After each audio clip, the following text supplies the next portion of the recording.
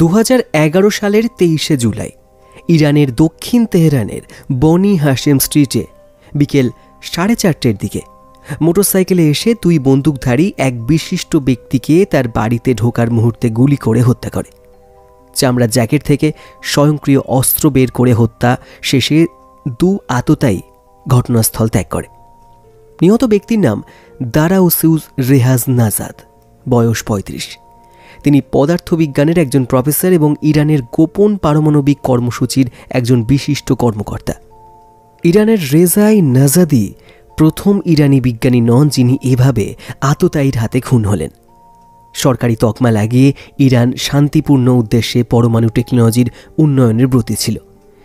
Iran দাবি করে আসছিল রাশিয়ার সহযোগিতায় তারা যে বুশহার চুল্লি নির্মাণে ব্রতী ছিল তার লক্ষ্য ছিল সৎ, কিন্তু এই বুশহার চুল্লির আড়ালে গোপনে ইরান পারমাণবিক আরও বেশ কিছু কার্যক্রম চালাচ্ছিল।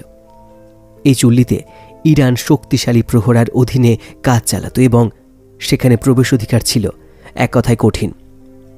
সময়ের পরিবর্তনে ইরান তাদের আরও বেশ কিছু পরমাণু কর্মসূচির কথা স্বীকার করেছিল, যদিও শুরুতে তারা পরমাণু অস্ত্র নির্মাণ ও উন্নয়নের কথা অস্বীকার করেছিল। যদিও পশ্চিমা গোয়েন্দারা এবং ইরানের কিছু আন্ডারগ্রাউন্ড সংস্থা অভিযোগ করে আসছিল যে ইরানের বিশ্ববিদ্যালয়ের বিশিষ্ট বিজ্ঞানীরা ইরানের প্রথম পরমাণু বোমা বানানোর কাজে রত। এক্ষেত্রে একটাই পথ ছিল নৃশংস অভিযান চালিয়ে ইরানের গোপন পরমাণু কর্মসূচির কর্মকাণ্ড স্তব্ধ করে দেওয়া। 2010 সালের 29শে নভেম্বর, সময় সকাল 7:45, স্থান উত্তর তেহরান। ইরানের পরমাণু প্রকল্পের প্রধান বৈজ্ঞানিক কর্মকর্তা ডক্টর মজিদ শাহরিয়ার গাড়িতে করে যাচ্ছিলেন। এ সময় তার গাড়ির পেছনের উইন্ডশিল্ডে হেলমেট পরা মোটরসাইকেল আরোহণী ছোট্ট একটা যন্ত্র বসিয়ে দিতে সক্ষম হয়।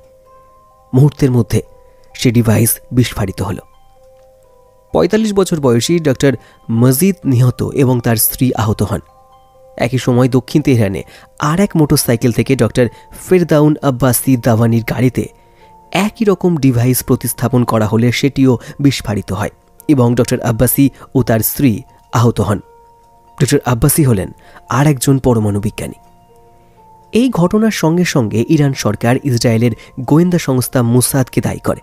উল্লেখ্য, এই দুই বিজ্ঞানী অত্যন্ত গোপনে ইরানের পারমাণবিক কর্মসূচিকে সাফল্যের দিকে এগিয়ে নিয়ে যাচ্ছিলেন। ইরানের পরমাণু প্রকল্পের প্রধান আলী আকবর সাহেলি নিহত শাহরিয়াতকে শহীদ আখ্যা দিয়ে বলেন তারা মহৎ কাজের সাথে যুক্ত ছিলেন, আর তা হল মানব কল্যাণ। সালেহি পারমাণবিক প্রকল্পের বিষয়টি এড়িয়ে যান।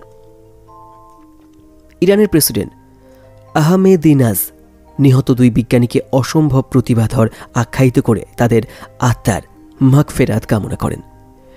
ইতিমধ্যে ডক্টর আব্বাসি আরোগ্য লাভ করলেও আহমেদিনাজ তাকে ইরানের ভাইস প্রেসিডেন্ট হিসাবে নিয়োগ দেন।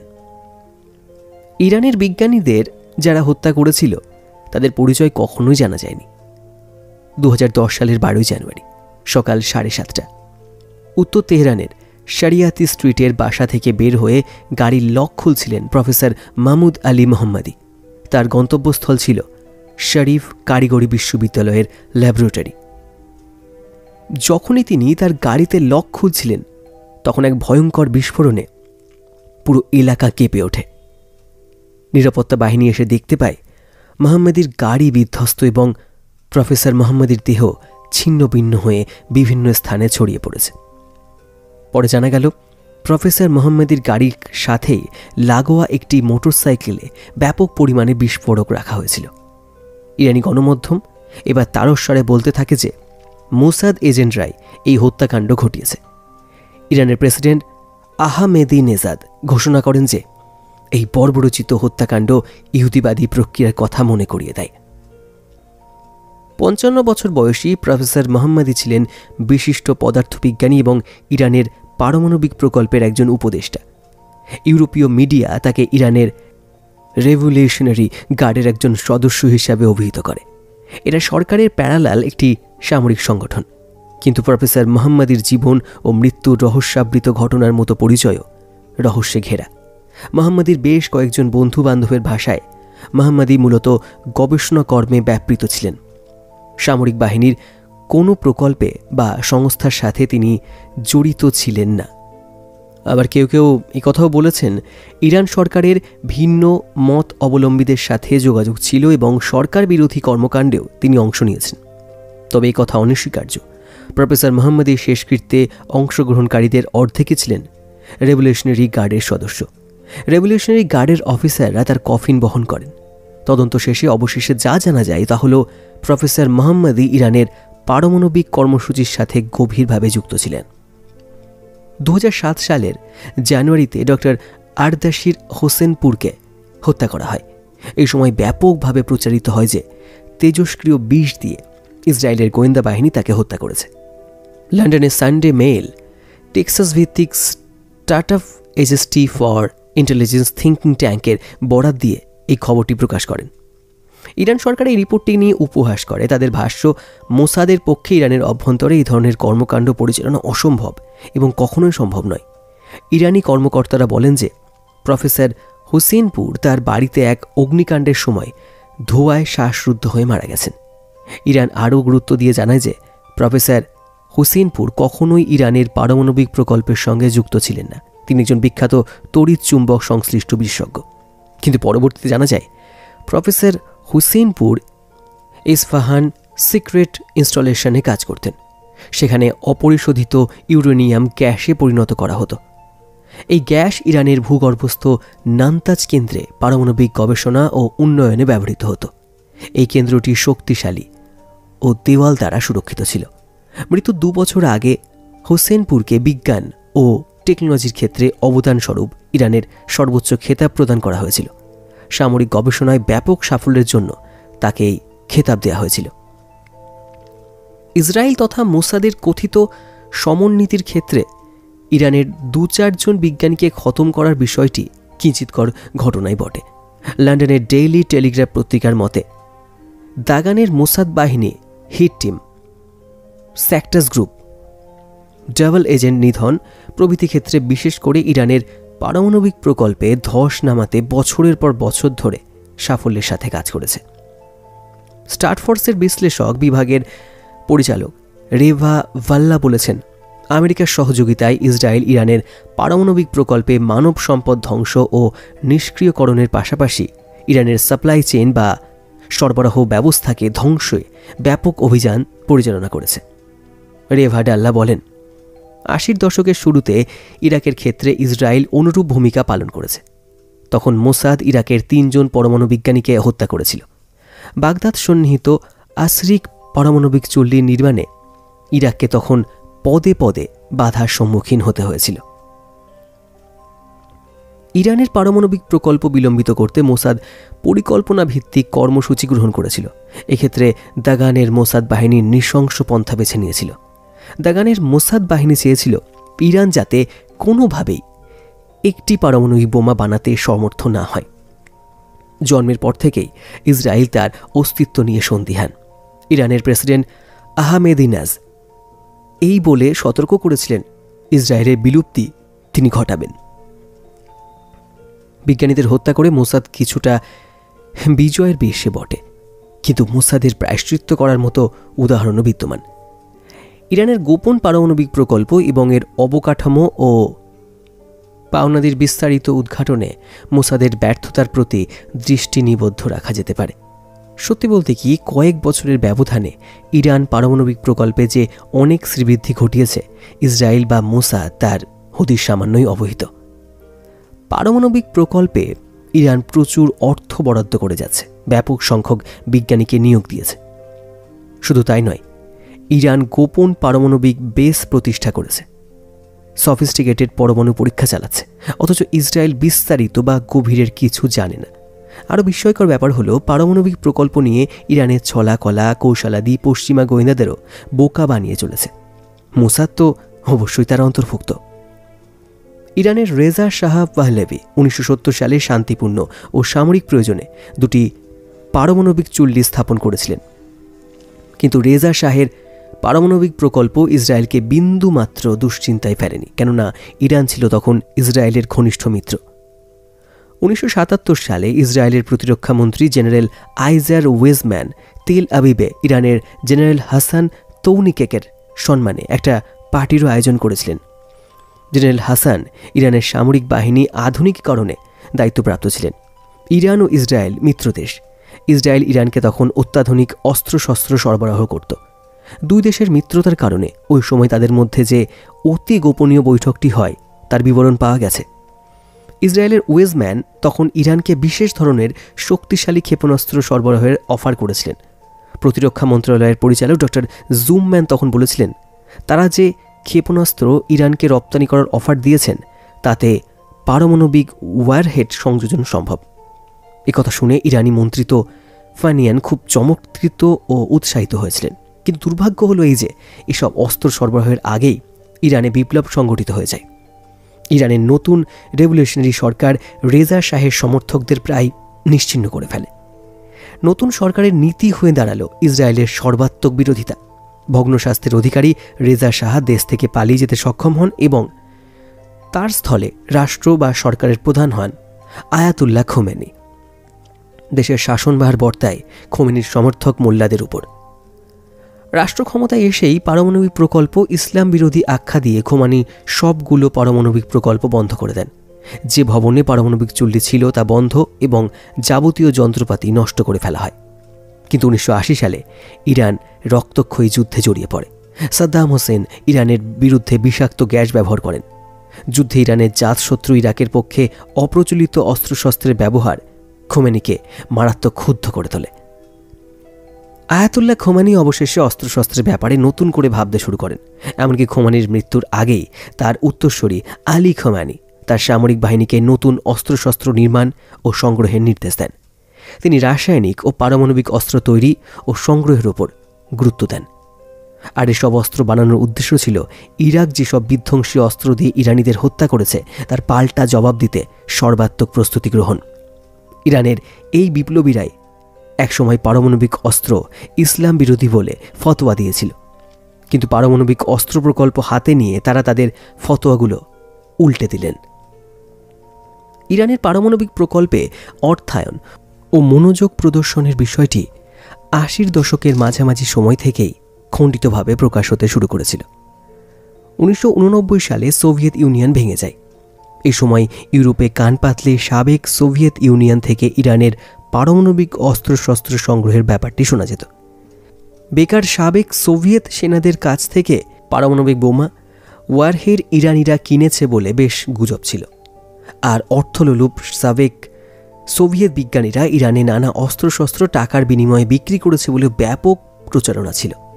পশ্চিমা পত্রপত্রিকা প্রায়শ লিখত যে সাবেক সোভিয়েত ইউনিয়নের বিজ্ঞানী ও জেনারেলরা তাদের বাড়ি থেকে নিখোঁজ হয়ে যাচ্ছে এবং ইরান সরকার তাদের চাকরি দিচ্ছে।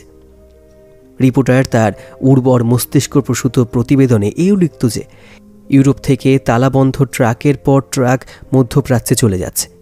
এই সময় রাশিয়া ইরানের বুশারে একটি পারমাণবিক চুল্লি নির্মাণে চুক্তি স্বাক্ষর করেছে বলে খবর প্রকাশিত হয়। দুটি ছোট মাপের চুল্লি প্রতিষ্ঠায় চীন ইরানের মধ্যে চুক্তি হয়েছে বলে খবর বেরোয়।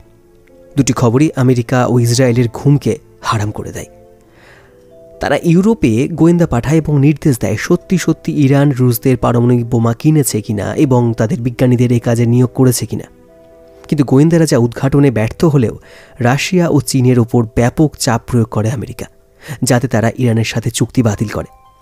মার্কিন চাপে চীন ইরানের সঙ্গে চুক্তি বাতিল করে। রাশিয়া ইরানের সঙ্গে চুক্তি বহাল রাখে, কিন্তু গতি বিলম্বিত করতে শুরু করে। শর্ত হয় ইরানের পারমাণবিক চুল্লি নির্মাণে 20 বছরেরও বেশি সময় লাগবে এবং তা পুরোপুরি রাশিয়া ও আন্তর্জাতিক নিয়ন্ত্রণে থেকে সীমিত আকারে ব্যবহৃত হবে। কিন্তু দুর্ভাগ্যজনক বিষয় হল ইসরায়েলের গোয়েন্দা সংস্থা মোসাদ এবং আমেরিকা সিআইএ অনুধাবনে ব্যর্থ হল যে তাদের বোকা বানিয়েছে চীন ও রাশিয়া, কেননা ইরান ইতিমধ্যে সকলের অজান্তে বিশাল আকার একটি পারমাণবিক প্রকল্প চালু করেছে। 1987 সালে দুবাই একটি গোপন সভা হয়। একটি নোংরা অফিসে 8 জন মানুষ বৈঠক করেন। এদের মধ্যে 3 জন ইরানি, 2 জন পাকিস্তানি এবং 3 জন ইউরোপের বিশেষজ্ঞ, যাদের মধ্যে 2 জন জার্মান। এরা প্রত্যেকেই ইরানের পক্ষে কাজ করছিল। এই সভায় ইরান ও পাকিস্তানের প্রতিনিধিদের মধ্যে গোপন চুক্তি হয়। পাকিস্তানিদের প্রচুর টাকা পয়সা দেওয়া হয়। আরও স্পষ্ট করে বললে পাকিস্তানের পারমাণবিক প্রকল্পের প্রধান ডক্টর আব্দুল কাদের খান সভাতে উপস্থিত ছিলেন এবং মোটা অঙ্কের টাকা তার হস্তগত হয়। এই বৈঠকের বেশ কয়েক বছর পর পাকিস্তান তাদের পারমাণবিক প্রকল্প চালু করে। পাকিস্তানের টার্গেট তাদের চিরশত্রু ভারতকে দমিয়ে রাখা।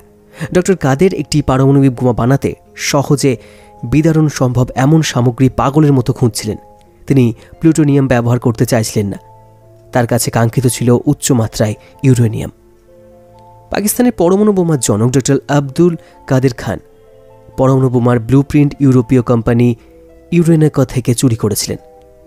1970 সালে তিনি সেখানে কাজ করতেন। সেই সূত্রে তিনি পাকিস্তানে পারমাণবিক বোমা বানাতে শুরু করেন। কাদের খান কিছুদিনের মধ্যেই নিজেকে রূপান্তরিত করেন, কেননা তিনি আণবিক বোমার মেথড, ফর্মুলা এবং পরমাণু বোমা বিভিন্ন স্থানে বিক্রি করতে শুরু করেন। ইরান তার প্রধান খদ্দেরে পরিণত হয়। লিবিয়া এবং উত্তর কোরিয়া তার খদ্দের ছিল। ইরানিরা কাদের খান ছাড়াও অন্য সূত্র থেকে পারমাণবিক বোমা বানাতে প্রয়োজন মতো সরঞ্জামাদি কিনতে শুরু করে। ইরানিরা স্থানীয়ভাবে এসব কিভাবে তৈরি করতে হয় তাও শিখে ফেলে।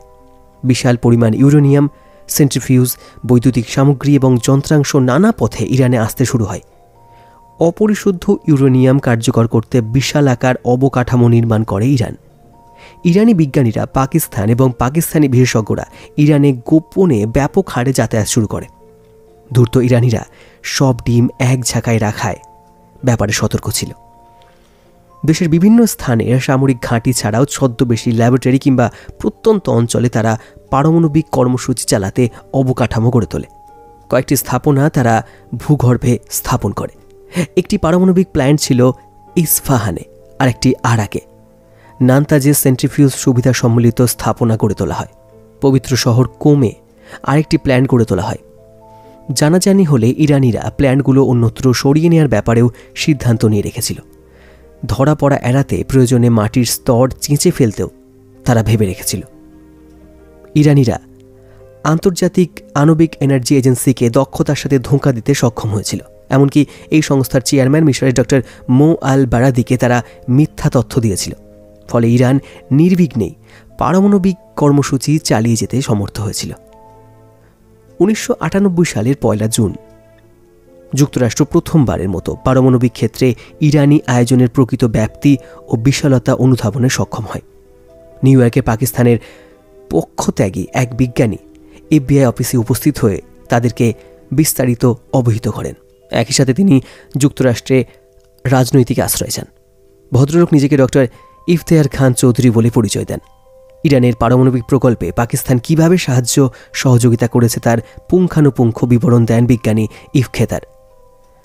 ইফতেখার কাদের খানের সভাপতিত্বে অনুষ্ঠিত সভায় অংশ নিয়েছেন বলে এফবিআইকে জানালো। ইরানের পারমাণবিক প্রকল্পে পাকিস্তানের কোন কোন বিশেষজ্ঞ শরিক হয়েছিল সে নামের তালিকাও ডক্টর ইফতেখার এফবিআইকে দেন। ডক্টর ইফতেখার তথ্য এফবিআইয়ের তদন্ত সত্যতা পায়।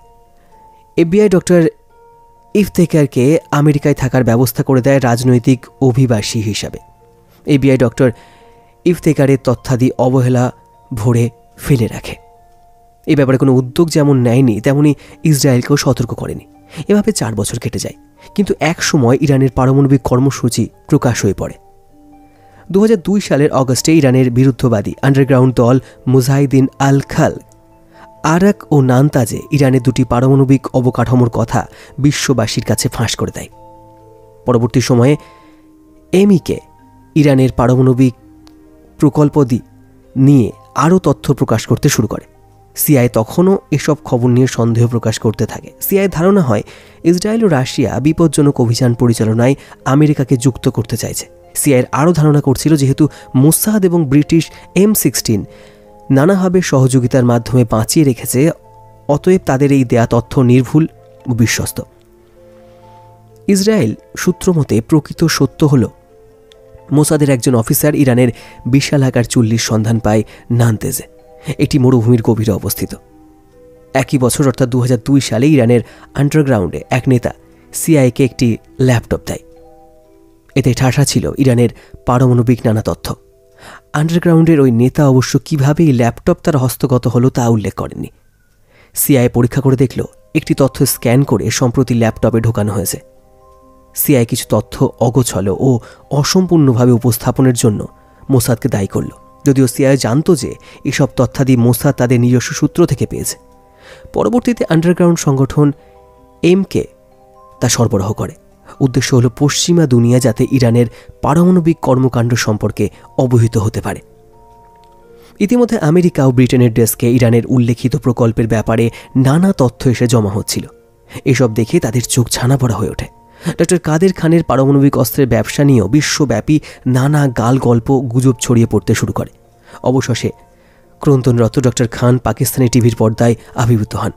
সেখানে তিনি স্বীকারোক্তি দেন যে তিনি পারমাণবিক বোমার ফর্মুলা ইত্যাদি লিবিয়া, উত্তর কোরিয়া ও ইরানকে সরবরাহ করে কোটি কোটি টাকা কামিয়েছেন।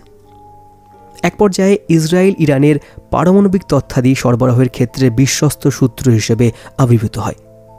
এখানে মোসাদের মেইর দাগানের কথা বিশেষভাবে উল্লেখ করতে হয়।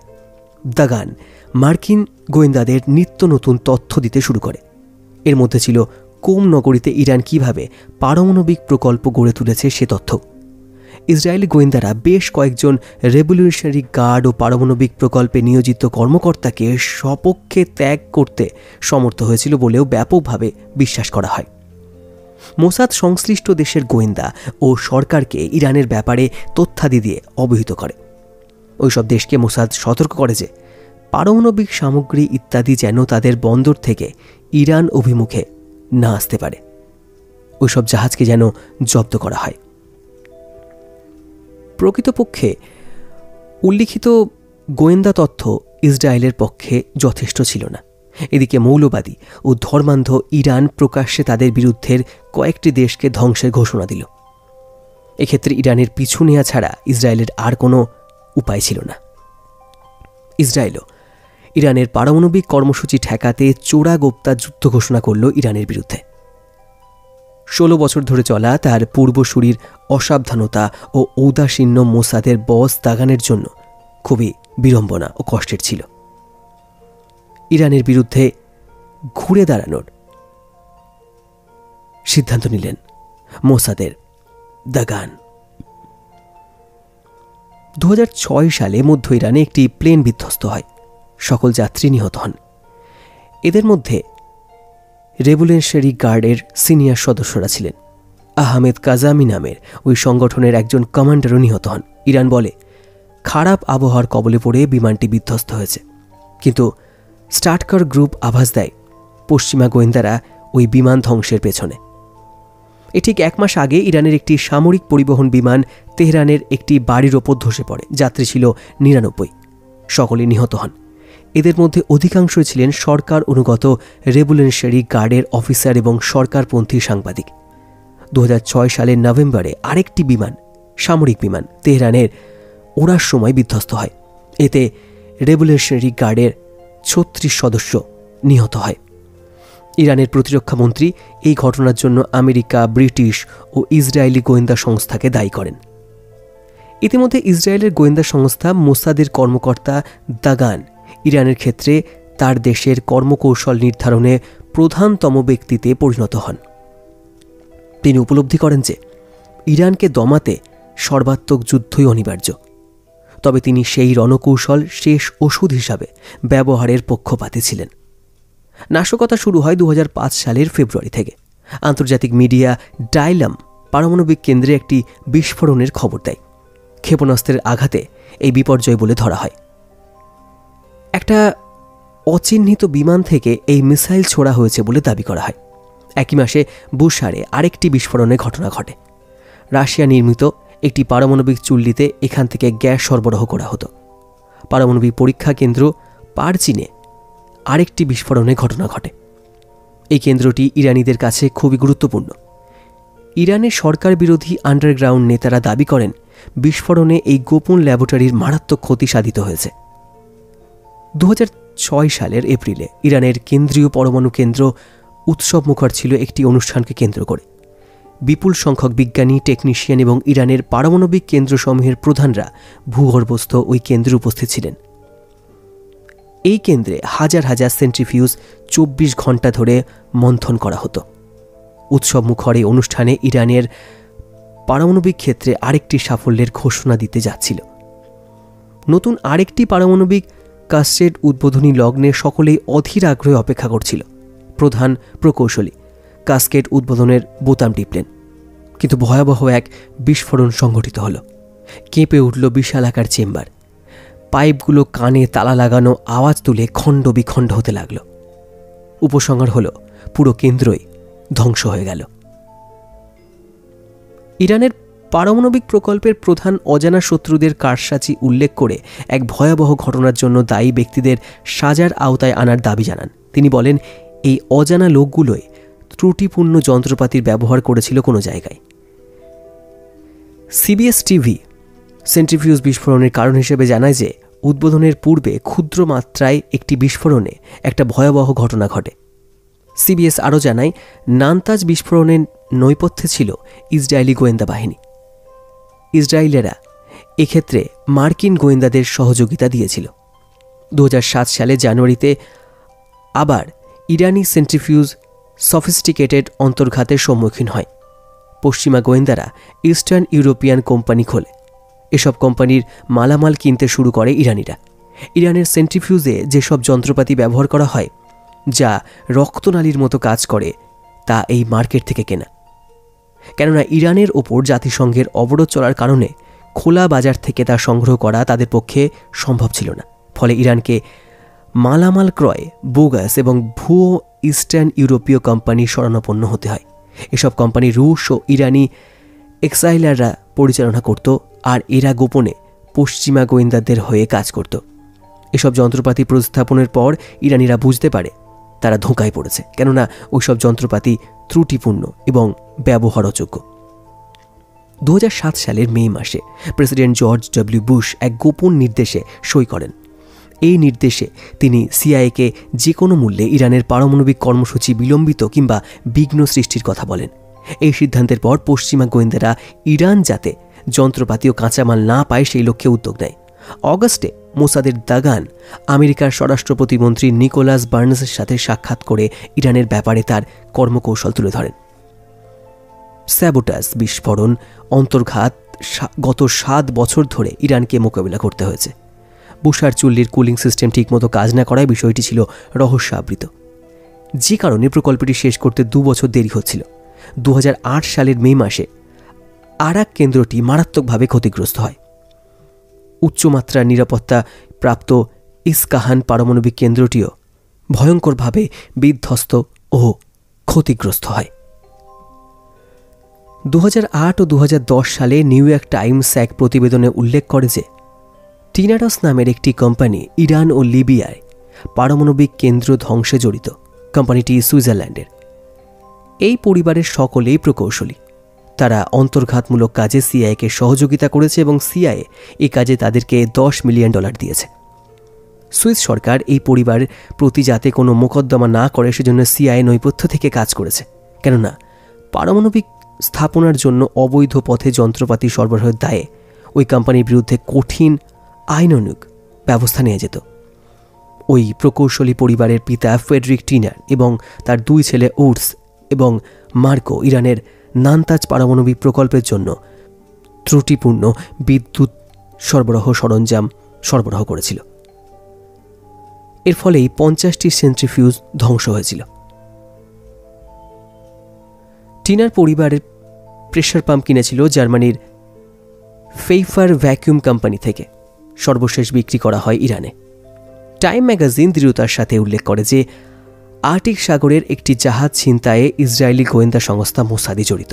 ওই জাহাজটি ফিনল্যান্ড থেকে আলজেরিয়া যাচ্ছিল। রুশ ক্রুরা জাহাজটি চালাচ্ছিল। বলা হচ্ছিল জাহাজটি কাঠ নিয়ে যাচ্ছিল। যাত্রা 2 দিনের মাথায় 2009 সালের 24শে জুলাই জাহাজটি আর ছিনতাই তাদের নিয়ন্ত্রণে নিয়ে নেয়। 1 মাস পর রাশিয়া দাবি করে যে ছিনতাই করা জাহাজটির নিয়ন্ত্রণ আবার রুশ কমান্ডোরা গ্রহণ করেছে। লন্ডন টাইম ও ডেইলি টেলিগ্রাফ উল্লেখ করে যে মোসাদি এই তথ্য রাশিয়াকে দিয়েছে। দাগানের লোকেরা জানিয়েছে যে ওই জাহাজে ইউরেনিয়াম ভর্তি করে নিয়ে যাওয়া হচ্ছিল। রাশিয়ার সাবেক এক সামরিক কর্মকর্তা এই ইউরেনিয়াম ইরানিদের কাছে বিক্রি করে দিয়েছে। এদিকে ইউরোপীয় ইউনিয়নের পক্ষে পাইরেসির বিরুদ্ধে যুদ্ধ করে যাচ্ছিলেন অ্যাডমিরাল কোর্টস। তিনি টাইম ম্যাগাজিনকে নিজের থেকে জানান যে ওই জাহাজ মোসাদের লোকজন হাইজ্যাক করেছিল, জাহাজ ভর্তি ইউরেনিয়াম যাতে গন্তব্যে পৌঁছাতে না পারে সে লক্ষ্যেই এই ছিনতাই। ইরানের প্রতি এই অব্যাহত আক্রমণের প্রেক্ষাপটেও তারাও নিশ্চুপ হয়ে বসেছিল না। 2005 সাল থেকে 2008 সালের মধ্যে ইরান অত্যন্ত গোপনীয়তার সাথে কোমের কাছে নতুন একটি পারমাণবিক অবকাঠামো তৈরি করে। তারা এখানে 3000 সেন্ট্রিফিউজ স্থাপনের পরিকল্পনা করে, আর এটি ছিল ভূগর্ভস্থ কেন্দ্র। 2009 সালের মাঝামাঝি ইরান উপলব্ধি করে যে আমেরিকা, ব্রিটেন ও ইসরায়েল তাদের কোম পরিকল্পনা স্থাপনা সম্পর্কে সম্পূর্ণ ওয়াকিবহল। ইরান চালাকি এবং তড়িঘড়ি করে আন্তর্জাতিক কেন্দ্রকে তাদের কোম পারমাণবিক কেন্দ্রের অস্তিত্ব জানান দেয়। কয়েকটি সূত্র জানায় ইরান পশ্চিমা এক গোয়েন্দাকে সম্ভবত ব্রিটিশ M16 লোক আটক করতে সমর্থ হয়। ওই গোয়েন্দা কোম সম্পর্কিত বিশ্বাসযোগ্য তথ্যাদি সংগ্রহ করেছিল। ইরান তাদের মর্যাদা রক্ষা ও বদনাম এড়াতে কোম পারমাণবিক কেন্দ্রের অস্তিত্বের জানান দেয়। ইরানি ঘোষণার 1 মাস পর সিআইএর পরিচালক লিওন প্যান্টনেট্রো টাইম পত্রিকাকে জানান যে তারা 3 বছর ধরে ইরানের কোম পারমাণবিক কেন্দ্র সম্পর্কে অবহিত এবং মোসাদ তা উদ্ঘাটনে সমর্থ হয়। কোম পারমাণবিক কেন্দ্রের অস্তিত্ব উদ্ঘাটনে মোসাদ, সিআইএ এবং M16 জড়িত ছিল তা বলাই বাহুল্য। ফরাসি সূত্র মতে উল্লিখিত 3 গোয়েন্দা সংস্থা এক্ষেত্রে ঐক্যবদ্ধ হয়ে কাজ করত এবং ইরানের ভেতরে অভিযান চালাত মোসাদ। 2010 সালের বেশ কয়েকটি বিস্ফোরণের সাথে মোসাদ জড়িত ছিল। এতে একটি প্ল্যান্টের 18 ইরানি টেকনিশিয়ান নিহত হন। জাগ্রোস মাউন্টস নামের এই প্ল্যান্টে সোহাব নামের মিসাইল অ্যাসেম্বল করা হতো। ব্রিটিশ ও আমেরিকানদের সাথে নিয়ে মোসাদ 5 জন পরমাণু বিজ্ঞানীকে হত্যা করে। আমেরিকা ব্রিটিশ গোয়েন্দাদের সাথে মোসাদের অতিরিক্ত সখ্যতা গড়ে ওঠার পেছনে মানুষটি মেহিন দাগান। মোসাদের পরিচালক হয়ে তিনি বিদেশি গোয়েন্দাদের সাথে সখ্যতা বৃদ্ধির নির্দেশ দেন। দাগানের উপদেষ্টারা অবশ্য এই ধারণার বিরোধিতা করেছিলেন, কিন্তু দাগান তাদের পরামর্শে কর্ণপাত করেননি। বরং উপদেষ্টাদের তিনি বলতে গেলে শাসন এবং অধীনস্থ গোয়েন্দাদের বিদেশি গোয়েন্দাদের সাথে সমন্বয় করে কাজ করার কঠোর নির্দেশ দেন। ব্রিটিশ ও আমেরিকার গোয়েন্দাদের পাশাপাশি দাগানের একটি গুরুত্বপূর্ণ সোর্স ছিলেন ইরানের বিরোধী দলের নেতারা। দাগান তাদের সরবরাহকৃত তথ্যাদি খুবই আস্থায় নিতেন। ইরানের বাইরে ইরানের ন্যাশনাল কাউন্সিল ফর রেসিস্টের নেতারা প্রথা বহির্ভূতভাবে প্রায়শই সাংবাদিক সম্মেলন করতেন। এসব সাংবাদিক সম্মেলনে ইরানের পারমাণবিক প্রকল্পের সাথে যুক্ত বিশিষ্ট বিজ্ঞানীদের নাম প্রকাশ করা হতো। এরকম এক বিজ্ঞানী হলেন মুহসিন ফখরি জাদেহ। 49 বছর বয়সী এই বিজ্ঞানী তেহরান বিশ্ববিদ্যালয়ের পদার্থবিজ্ঞানের অধ্যাপক। তাকে রহস্যজনক ব্যক্তি হিসাবে অভিহিত করে থাকে ইরান সরকারের বিরোধীরা, কিন্তু রেসিস্ট্যান্ট গ্রুপ তার ব্যাপারে বিস্তারিত ফাঁস করে দেয়। এর মধ্যে একটি তথ্য হলো 18 বছর বয়স থেকেই ফখরি রেভলিউশনারি গার্ডের সদস্য।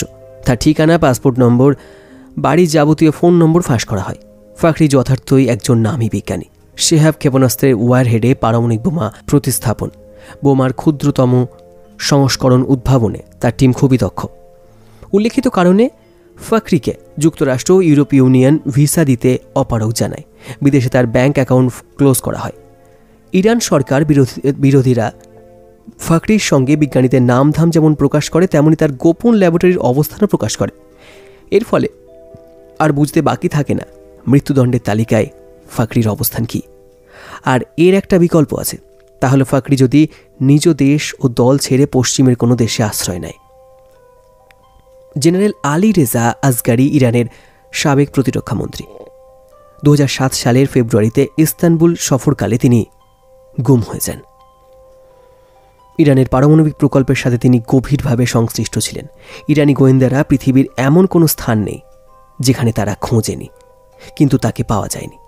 এই ঘটনার 4 বছর পর ইরানের পররাষ্ট্রমন্ত্রী আলী আকবর সালেহেলি জাতিসংঘের মহাসচিবের কাছে এই বলে নালিশ করে যে জেনারেল আসগারিকে মোসাদ গুম করে ইসরায়েলের কারাগারে বন্দি করে রেখেছে। কিন্তু লন্ডনের সানডে টেলিগ্রাফ পত্রিকার রিপোর্ট অন্যরকম। সেখানে বলা হয়, স্বগতপক্ষ ত্যাগ করে তিনি পশ্চিমে আশ্রয় নিয়েছেন। তাকে স্বপক্ষ ত্যাগে মোসাদ যাবতীয় ব্যবস্থা সম্পন্ন করেছে এবং তুরস্কে তার নিরাপত্তার দায়িত্বে ছিল মোসাদ। অন্য একটি সূত্র বলে, জেনারেল ফখরি ইরানের পারমাণবিক প্রকল্পাদি নিয়ে অনেক মূল্যবান তথ্য সিআইএকে সরবরাহ করেছেন। জেনারেল আসগারির অন্তর্ধানের 1 মাসের মধ্যে 2007 সালের মার্চে ইরানের আর এক সিনিয়র অফিসার গুম হন। আমির সিরাজি নামের এই কর্মকর্তা রেভলিউশনারি গার্ডের এলিট ফোর্স হিসাবে পরিচিত আল কুদস ইউনিটে কর্মরত ছিলেন। ইরানের সীমান্ত এলাকার অভিযান পরিচালনার ক্ষেত্রে তিনি দায়িত্বপ্রাপ্ত ছিলেন। ইরানি একটি সূত্র লন্ডন টাইমসকে জানায় যে আজগারি ও সিরাজি গুম হওয়ার সময় মোহাম্মদ সুলতানি নামের আর এক ইরানি কর্মকর্তাকে গুম করা হয়। সুলতানি রেভলিউশনারি গার্ডের একজন কমান্ডার ছিলেন এবং তার কর্মস্থল ছিল পারস্য উপসাগরে। 2009 সালের জুলাইয়ে পরমাণু বিজ্ঞানী শাহরাম আমিরিও দেশ ও সপক্ষ ত্যাগের সিদ্ধান্ত নেন। আমিরি কোম পারমাণবিক কেন্দ্রে কর্মরত ছিলেন। সৌদি আরবে হজ করতে গিয়ে তিনি নিখোঁজ হয়ে যান। ইরান সৌদি আরবের কাছে আমিরির সন্ধান চেয়ে কড়া চিঠি লেখে। কয়েক মাস পর আমিরি আমেরিকায় উদয় হন। আমিরি ইরানের পারমাণবিক কেন্দ্র সম্পর্কে যাবতীয় তথ্য ফাঁস করে দেন। এজন্য তাকে $50 লক্ষ, নতুন পরিচয় এবং আমেরিকার আরিজোনার একটি বাড়ি করে দেওয়া হয়। সিআইএ দাবি করে আমিরি তাদের সহ পশ্চিমাদের পুরনো এজেন্ট এবং আমিরি তাদেরকে ইরানের পরমাণু কেন্দ্র সম্পর্কে অরিজিনাল ও বাস্তবিক নথিপত্র হস্তান্তর করেছেন। 1 বছর আমেরিকায় বসবাসের পর আমিরি তার মন পরিবর্তন করেন। আবার তিনি ইরানে ফিরে আসার আগ্রহ প্রকাশ করেন। তিনি আসলে আমেরিকায় অস্থিরতার মধ্যে কাটাচ্ছিলেন। বাস্তবতার সাথে তিনি নানা কারণে খাপ খাই নিতে পারছিলেন না। বাড়িতে একটা ভিডিও বানিয়ে তিনি তা ইন্টারনেটে ছড়িয়ে দেন। তাতে বলেন সিআইএ তাকে অপহরণ করেছিল। এর কিছু সময় পর আরেকটি ভিডিও প্রকাশ করেন। তিনি এতে বলেন প্রথম ভিডিওতে প্রদত্ত তার বক্তব্য সঠিক নয়। কিছু সময়ের ব্যবধানে তিনি 3 নম্বর ভিডিওটি প্রকাশ করে বলেন 2 নম্বর ভিডিওর বিষয়বস্তু সঠিক নয়। আমিরি আমেরিকার অবস্থিত পাকিস্তানি দূতাবাসের সাথে যোগাযোগ রাখছিল এবং সেখানে ইরানের স্বার্থ পাকিস্তানেই দেখভাল করত। তিনি তাকে ইরানে ফেরত পাঠাতে পাকিস্তানকে বলেন। পাকিস্তান তাকে সহযোগিতা করে। 2010 সালের জুলাই মাসে আমিরি তেহরানে ফিরে আসেন। তেহরানে এক সাংবাদিক সম্মেলনে আমিরি জানান সিআইএ তাকে অপহরণ করেছিল এবং তার সাথে নিষ্ঠুর আচরণ করে। এরপর তিনি হাওয়া হয়ে যান। পর্যবেক্ষকরা সিআইএর ব্যর্থতার জন্য দোষারোপ করেন, কিন্তু সিআইএ বলে আমরা আমাদের প্রয়োজনীয় তথ্যাদি আমিরের কাছ থেকে পেয়েছি আর ইরান পেয়েছে আমিরিকে। এখন আপনারাই বলুন, ইরান না আমেরিকা জিতল? ইরানও প্রতিশোধ নেওয়ার জন্য মরিয়া হয়ে উঠেছিল। 2004 সালের ডিসেম্বর মাসে ইরান ইসরায়েল ও আমেরিকার পক্ষে গোয়েন্দাগিরি করার জন্য 10 জনকে গ্রেপ্তার করে। এর মধ্যে 3 জন তাদের পারমাণবিক কেন্দ্রে কাজ করত। 2008 সালে ইরান ঘোষণা করে যে তারা মোসাদের ঘাঁটি ধ্বংস করেছে। ইরান আরও জানায় যে মোসাদ 3 ইরানিকে প্রশিক্ষণ দিচ্ছিল। 2008 সালের নভেম্বরে ইরান 43 বছর বয়স্ক আশতারিকে ফাঁসি দেয়। ইসরায়েলের পক্ষে তার গোয়েন্দাগিরি করার বিষয়টি প্রমাণিত হয়। বিচার চলাকালে আশতারি জানান ইউরোপে 3 জন মোসাদ গুপ্তচরের সাথে তিনি বৈঠক করেছিলেন। মোসাদ আশতারিকে নগদ অর্থ ও ইলেকট্রনিক সামগ্রী দেয়।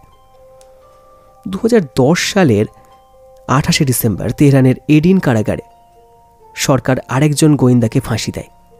তার নাম আলী আকবর সিদাত মোসাদের কাছে ইরানের সামরিক সামর্থ্য ও রেভলিউশনারি গার্ড কর্তৃক পরিচালিত ক্ষেপণাস্ত্র কর্মসূচির ব্যাপারে বিস্তারিত পাচার করে। বিগত 6 বছর ধরেই সিদাত ইসরায়েলের গোয়েন্দা বাহিনী মোসাদের সাথে যোগাযোগ রাখছিল এবং তুরস্ক, থাইল্যান্ড ও নেদারল্যান্ডে মোসাদের সাথে গোপন বৈঠক করেছিল। এভাবে প্রতিটি মিটিংয়ে সিদাতকে 3000 করে $7,000 দেওয়া হয়। ইরান ঘোষণা করে এরকম আরও গ্রেপ্তার করা হবে। কিন্তু 2010 সালে ইরানের পরমাণু প্রকল্পগুলোতে ব্যাপক বিপর্যয় নেমে আসে। এসব কেন্দ্র যেসব স্পেয়ার পার্টস ব্যবহার করা হয়েছিল তা ছিল খুবই নিম্নমানের। মোসাদের পরিকল্পনার জেরেই ইরান মোসাদের নিম্নমানের কোম্পানিগুলোর কাছ থেকে খুচরো যন্ত্রপাতি কিনেছিল। একে একে প্লেন দুর্ঘটনা, ল্যাবরেটরি পুড়ে যাওয়া, পারমাণবিক কেন্দ্রে ও ক্ষেপণাস্ত্রে বিস্ফোরণ, ইরানি জ্যেষ্ঠ কর্মকর্তাদের দেশ ও সপক্ষ ত্যাগ, সিনিয়র বিজ্ঞানীদের মৃত্যু, সংখ্যালঘুদের উত্থান ও বিদ্রোহের পেছনে ইরান মোসাদকে দায়ী করে আসছিল। ইরানের এই ধারণা সঠিক বা বেঠিক যাই হোক, ইরান কিন্তু সন্দেহের চোখে মোসাদকে 1 নম্বরে রেখেছিল। আর মোসাদ মানেই সেই দাগান। ইউরোপীয় গণমাধ্যম একটি ঘটনাকে দাগানের অভ্যুত্থান হিসেবে অভিহিত করে। 2010 সালের গ্রীষ্মকালে ইরানের পরমাণু কেন্দ্রের হাজার হাজার কম্পিউটার উল্টোপাল্টা আচরণ করতে শুরু করে। এই কম্পিউটারগুলো দিয়ে পারমাণবিক কেন্দ্রের কর্মকাণ্ড পরিচালিত হতো। স্ট্যাকনেট নামক এক ভাইরাসে কম্পিউটারগুলো আক্রান্ত, অথচ কম্পিউটারগুলো ছিল খুবই দামি ও অত্যাধুনিক। নাতাজের সেন্ট্রিফিউজ নিয়ন্ত্রণ করত। নিয়ন্ত্রণ হারিয়ে ফেললে ব্যাপক ক্ষতি সাধিত হয়। পর্যবেক্ষকরা ক্ষতির পরিমাণ দেখে মন্তব্য করলেন এ এক ভয়াবহ সাইবার অ্যাটাক এবং আমেরিকা ও ইসরায়েলের সাথে যুক্ত। প্রেসিডেন্ট আহমদিনেজাদ ক্ষতির পরিমাণ কমিয়ে দেখাতে চাইলেন এবং বললেন তারা নিজেরাই সংকট কাটিয়ে উঠতে পারবেন, সবকিছুই তাদের নিয়ন্ত্রণে। কিন্তু প্রকৃত সত্য জানা গেল 2011 সালের শুরুতে। জানা গেল ইরানের পরমাণু কেন্দ্রের অর্ধেক পরিমাণ সেন্ট্রিফিউজ নিশ্চল হয়ে পড়েছে। গোয়েন্দা সংস্থা মোসাদের টিম ইরানের পারমাণবিক প্রয়াস পদে পদে বিঘ্ন ঘটিয়েছে বলে অভিযোগ করেছে। মোসাদ ক্রমাগত নানা ক্ষতির চেষ্টা করে সফল হয়েছে। এছাড়াও কূটনৈতিক চাপ, জাতিসংঘ কর্তৃক অবরোধ, বোমা তৈরির সরঞ্জাম দিয়ে ইরানের জন্য দুর্লভ করে তোলা, অর্থনৈতিক যুদ্ধ চাপিয়ে দেওয়া, মুক্ত বিশ্বের ব্যাংকগুলোকে ইরানের সাথে ব্যবসা চালাতে প্রতিবন্ধকতা সৃষ্টি, ইরানের মধ্যে জাতি ও গোষ্ঠীগত বিরোধ উস্কে দেওয়া অন্যতম। ইরানে কুর্দি, আজেরি, বোলেসিস, আরব, তুর্কমেন জাতির বাস। এরা মোট জনসংখ্যার অর্ধেক। এদের মাধ্যমে ইরান অনেক প্রকল্প বাস্তবায়নের বাধার সৃষ্টি করা হয়েছে। কিন্তু এত আয়োজন সত্ত্বেও ইরানিদের আণবিক কার্যক্রম স্থায়ীভাবে বন্ধ করা যায়নি। এদিকে ইসরায়েলের এক শীর্ষ কর্মকর্তা দাগানকে আলটিমেটাম জেমস বন্ড হিসাবে আখ্যায়িত করেন। দাগান মোসাদের প্রধান পদে পদোন্নতি পান। এদিকে পর্যবেক্ষকরা ভবিষ্যৎবাণী করেন 2005 সালের মধ্যে ইরান পারমাণবিক সক্ষমতা অর্জন করে ফেলবে, কিন্তু এই তারিখ ক্রমশ পিছোতে থাকে। 2007, 2009, 2011 সালের 6 জানুয়ারি দাগান যখন চাকরি থেকে অবসর নেন তখন তিনি জাতির উদ্দেশ্যে বার্তা দিয়ে যান। আর সেই বার্তাটি হল ইরানের পারমাণবিক প্রকল্প অন্তত 2015 সাল পর্যন্ত ঠিকই রাখা গেছে। দাগান তার উত্তরসূরিদের জন্য বার্তা রেখে যান, আর তা হল গত 8 বছর ধরে নিরলস প্রচেষ্টার মাধ্যমে ইরানের পারমাণবিক প্রকল্প বিলম্বিত ও বাধাগ্রস্ত করে রাখা সম্ভব হয়েছে। অনুরূপ কার্যক্রম যেন ভবিষ্যতেও অব্যাহত রাখা হয়। ইরানের বিরুদ্ধে যুদ্ধ শুরুতেও তিনি অনুমোদন দিয়ে যাননি। মোসাদের প্রধান হিসাবে দাগান 8.5 বছর নিলেন। মোসাদের পরিচালক হিসাবে এত দীর্ঘদিন কেউ দায়িত্ব পালন করেনি। দাগানের জায়গায় এলেন তামির পার্দো। তিনিও মোসাদের একজন ভ্যাটান অফিসার। তিনি ইয়ানি নেতানিয়াহুর একজন ঘনিষ্ঠ সহচর। 1976 সালের ইসরায়েলের এনতেতের অভিযানে তিনি ছিলেন হিরো। পরবর্তীতে তিনি নানা সফল অভিযানের মাধ্যমে তামির বিশিষ্টতা অর্জন করেন। একজন দুর্ধর্ষ গোয়েন্দা, নিউ টেকনোলজির ক্ষেত্রে বিশেষজ্ঞ এবং অপ্রচলিত ও দুর্গম অভিযান পরিচালনার ক্ষেত্রে তার বিশেষ সুনাম রয়েছে। দাগান ক্ষমতা ছাড়ার সময় আনুষ্ঠানিকভাবে বক্তৃতা করেন। সেখানে তিনি বিশ্বের বিভিন্ন দেশে মোসাদ বাহিনীর সাফল্য, ঝুঁকি নিয়ে কথা বলেন। তিনি মোসাদের প্রতিটি সদস্যের গুণগান করেন। তিনি বলেন জীবনের ঝুঁকি নিয়েই মোসাদের সদস্যরা কাজ করে থাকেন, তবে তার কার্যকালে একটি বিশেষ ব্যর্থতার কথা অকপটে স্বীকার করেন। ইসরায়েলি সেনা সদস্য গিলাদ সালিদকে হামাস কোথায় লুকিয়ে রেখেছে সে স্থান চিহ্নিত করতে তিনি তার ব্যর্থতার কথা বলেন। গিলাদকে 5 বছর ধরে হামাস লুকিয়ে রেখেছিল। পরবর্তীতে হামাস তাকে মুক্তি দেয় বটে, কিন্তু তার বিনিময়ে 100 ফিলিস্তিনি সন্ত্রাসীকে মুক্তি দিতে হয় ইসরায়েলকে। উল্লিখিত ব্যর্থতা সত্ত্বেও দাগানকে শ্রেষ্ঠতম মোসাদ কর্মকর্তা হিসেবে অভিহিত করা হয়। ইসরায়েলের প্রধানমন্ত্রী বেঞ্জামিন নেতানিয়াহু ইহুদি জাতির পক্ষ থেকে তাকে অভিনন্দন জানান। বক্তৃতার শেষে নেতানিয়াহু গভীর আলিঙ্গনে দাগানকে আবদ্ধ করেন। আরেকটি অনন্য সাধারণ ঘটনা হল ইসরায়েলি মন্ত্রিসভা দাগানের প্রতি সম্মান দেখাতে দাঁড়িয়ে হাততালি দিয়ে তাকে অভিনন্দন জানান। মার্কিন প্রেসিডেন্ট জর্জ ডব্লিউ বুশ ব্যক্তিগতভাবে চিঠি লেখেন দাগানকে। সেখানে তিনি দাগানের ভূয়সী প্রশংসা করেন। দাগানের জন্য প্রকৃত প্রশংসাসূচক ঘটনা ঘটেছিল অবসর নেয়ার 1 বছর আগে। মিশরীয় পত্রিকা আল আহমার একটি প্রতিবেদনের কথা বিশেষভাবে উল্লেখ করেন। আলী আরহাম পত্রিকা বরাবরই ইসরায়েলের বিরোধী। ইসরায়েলের জন্য তারা বরাবরই ক্ষতিকর এবং উগ্র। এই পত্রিকার 2010 সালের 16 জানুয়ারি সুপরিচিত সাংবাদিক আশরাফ আবু আল হাউদ মোসাদ এবং দাগান নিয়ে এই নিবন্ধটি লেখেন। সেখানে তিনি লেখেন, ইরানের পারমাণবিক প্রকল্প বহু আগে সমাপ্ত হওয়ার কথা ছিল। ইরানিরা ভালো করে জানে তাদের পরমাণু বিজ্ঞানী মাসুদ আলী মোহাম্মদের মৃত্যুর পেছনে কার হাত বিদ্যমান। ইরানের প্রতিটি শীর্ষ নেতা ভালো করে জানে যিনি সকল অঘটনের কেন্দ্রবিন্দু, তার নাম হলো দাগান। আবার সাধারণ লোকের কাছে মোসাদের প্রধান হিরো দাগানের নামটা তেমন পরিচিত নয়। দাগান কাজ করেন শান্ত পদক্ষেপে, নিবিষ্ট মনে এবং গণমাধ্যম থেকে দূরত্ব বজায় রেখে চলেন। কিন্তু 7 বছর ধরে ইরান সরকারের কাছে ছিলেন বিভীষিকা হিসাবে। ইরানের পারমাণবিক কর্মসূচির অগ্রগতি তিনি রুখে দিতে সক্ষম হয়েছিলেন। মিশরীয় পত্রিকায় ওই সাংবাদিক আরও লেখেন, মধ্যপ্রাচ্যে মোসাদ অনেক দুঃসাহসিক অভিযান পরিচালনার জন্য দায়ী। বিশেষ করে সিরিয়া, হেজবুল্লাহ, হামাস ও ইসলামিক জেহাদের বিরুদ্ধে দাগানের কৌশল ও কৃতিত্বের বিষয়টি বিশেষভাবে উল্লেখের দাবি রাখে। মিশরীয় সাংবাদিক আল হাউল তার লেখায় উপসংহার টানেন এভাবে: সব কৃতিত্বের মূলে দাগানকে ইসরায়েলের সুপারম্যান হিসাবে অভিহিত করা হয়। 1948 সালে যখন মোসাদের জন্ম, তখন ইসরায়েলের এই সিক্রেট সার্ভিসে কোনো সুপারম্যান ছিলেন না। তখন গুপ্তচর বৃত্তিতে কিছুটা অভিজ্ঞ লোকদের মোসাদে জড়ো করা হয়েছিল। প্রতিষ্ঠার প্রথম বছরে এই ত্যাগ ও চোরাগোপ্তা হামলায় পারদর্শী বর্ধনশীল এই সংস্থাকে নানা রকম সহিংসতা, অন্তর্কোন্দল, নিষ্ঠুরতা এবং হত্যাযোগ্য ইত্যাদি মোকাবেলা করতে হয়েছে। শুনছিলেন ইন্টারন্যাশনাল বেস্টসেলার কাইকোবাদ মিলানের লেখা মোসাদ। অনেক ধন্যবাদ। নতুন পর্ব নিয়ে ফিরছি। ভালো থাকবেন।